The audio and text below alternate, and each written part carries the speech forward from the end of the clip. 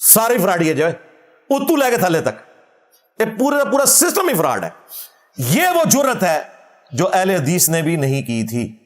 یہ وجہ ہے اہل حدیث کی ذلت اور خاری کی کہ انہوں نے آدھا سچ بیان کیا, ڈرتے رہے.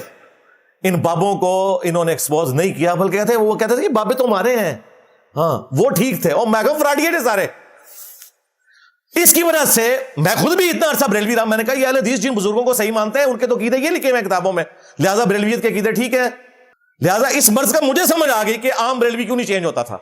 وہ کہتا تھا یہ بھی کہتے ہیں جی فلانا رحمۃ اللہ علیہ, فلانا رحمۃ اللہ علیہ, وہ تو ٹھیک سی, انہیں تو کچھ لکھے آئے تھے کتوں آ گئے, اور کوئی رحمۃ اللہ علیہ نہیں ہے, لے جاؤ دبو انہوں جان چھڑاؤ. سب فراڈ جے, ٹوٹل فراڈ جے. باپا جانی بھی جب تک کیمرہ نہیں آیا تھا کروڑوں لوگ کہتے تھے جناب, کہتے تھے جی ہم لوگ جب دعوت اسلامی میں تھے ہمیں بتایا جاتا تھا کہ جی قادری صاحب جو ہے تصویر نہیں کھنچواتے, حرام سمجھتے تھے, وہ کہتے ہیں ان کی کیمرے میں تصویر ہی نہیں آتی, لوگ لیتے ہیں آتی ہی نہیں ہے. یہ سب سے مشہور کرامت تھی. بالکل آج جو جناب نماز پڑھتے ہیں ابھی سامنے کیمرہ انہیں لایا ہوتا ہے, پریکٹیکل نہیں سکھا رہا ہوتا نماز کا. ہاں یہ ذہن میں رکھیے گا, اپنی نماز پڑھ رہا ہوتا ہے اس کی, کبھی وہ ادھر پاؤں کے اوپر پھیرتے ہیں جا کے کیمرہ, کبھی کدھر, اپنی نماز کے اندر. ایک تو ہے نا کہ پریکٹیکل تو ایک دفعہ بندے نے ریکارڈ کروانا ہوتا ہے نا, ہر نماز میں کیمرہ لے کے پہنچے ہوتے ہیں, 3 نسلیں لے کے اپنی ساتھ بیٹھا ہوتا ہے وہ, اور کہتے ہیں جی بابا جانی نے جوانی میں ایک کوئی اندھا تھا تو اس کے ہاتھ پھیرا, اس کی آنکھیں آ گئیں, خود بھی اینک لگائی ہوئی ہے, اپنے پوتے معاویہ کو اتنی موٹی اینک لگی ہوئی ہے, پھیر رہا ہاتھ. کہتے ہیں جی میں کرسی میز کے اوپر پہلے بیٹھ کے کھانا نہیں کھاتا تھا, لیکن ڈاکٹروں نے آپ کہا ہے کہ آپ کرسی میز پہ بیٹھا کریں کیونکہ گھٹنوں کی درد کا مسئلہ ہے. ہاں وہ کہتے ہیں پہلے میں نہیں بیٹھتا تھا, ڈاکٹروں نے مجھے کہا, پھر میں نے مفتی صاحب سے مشورہ کیا تو مفتی صاحب نے بھی یہ مشورہ دیا. مفتی صاحب نے یہ مشورہ نہیں دیا کہ باپا جانی گھٹنوں پہ ہاتھ رکھ کے پڑھے دادا صاحب کی گھوڑی. مفتی کو پتا ہے کہ یہ ساری کہانیاں نے, ٹھیک ہے, اپنی درد ہوئے تو ڈاکٹر نال مشورہ کرتے جے, تو انہوں کہتے ہیں دادا صاحب کی گھوڑی پڑھے.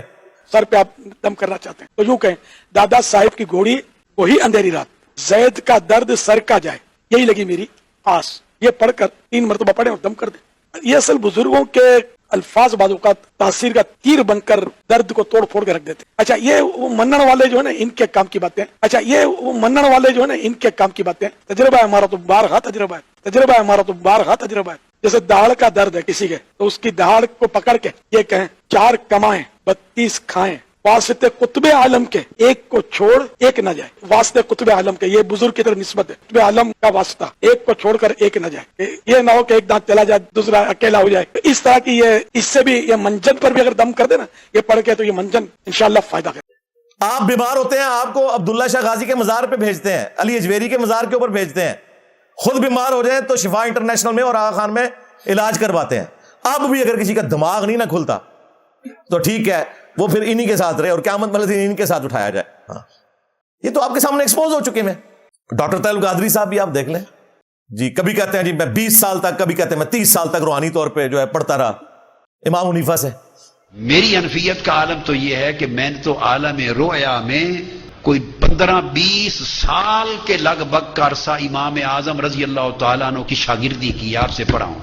عالم رویا میں عالم رویا میں, خواب میں, عالم رویا میں, اللہ کی عزت کی قسم, تاجدار کائنات کے نالین پاک کی قسم, عالم رویا میں 9 سال تک امام اعظم ابو حنیفہ سے پڑھا ہوں. اندازہ کریں, خود بھی نہیں یاد کہ کتنے سال پڑھا ہے اور کیا پڑھا ہے. امام حنیفہ سے پڑھیں تو سب سے پہلے تو درس بخاری ختم کریں نا.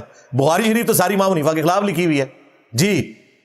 یہ تو امام بخاری کا حسن اخلاق تھا کہ بغیر نام لیے انہوں نے 300 مقامات پہ رد کیا ہے امام حنیفہ کا. اسی وجہ سے حنفیوں میں ایکسیپٹنس مل گئی, ورنہ انہوں نے امام بخاری کو بھی ریجیکٹ کر دینا تھا.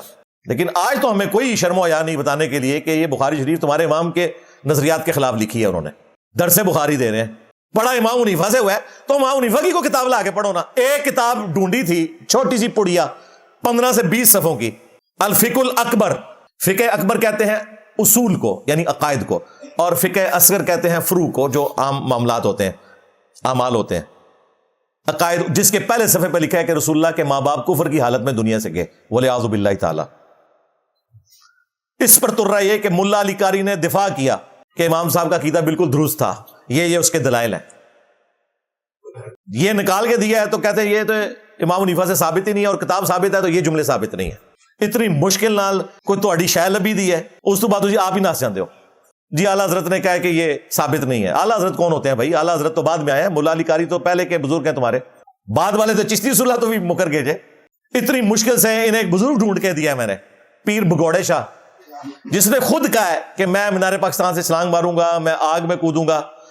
ان کو بزرگ نہیں ملتے, کہتے ہیں کہ اللہ کے حکم سے نا وہ پردے میں ہے, پردہ میں کرتا جے چاک بندہ میں لو لیا جائے. ٹی ایل پی دا نائب امیر پیر بگوڑے شاہ, ابھی تک ایف آئی آر ہے اس کے اوپر, سمے بدل رہا ہے, بھاگتا پھرتا ہے, کسی مسجد میں نماز پڑھتا ہے, پھر فوراً غائب ہو جاتا ہے. اس نے خود کہا میں مینار پاکستان سے چھلانگ ماروں گا, تو مارو, پوری دنیا نو بریلوی کر لو. ٹرمپ جڑا ہے الفی آگے چکے گا مینار پاکستان تے, بالکل میں لکھ کے دیتا ہوں, میری ذمہ داری ہے, تو لینڈ کر, ٹرمپ نو بلوانا میری ذمہ داری ہے. ہاں آگ کی چھال مار, ٹرمپ نو بلوانا اتنے پاکستان الف نامے واسطے, میں تم بلوا کے دیاں گا, تو کر کے دیکھ. محال ہے, ان کو بھی پتہ ہے.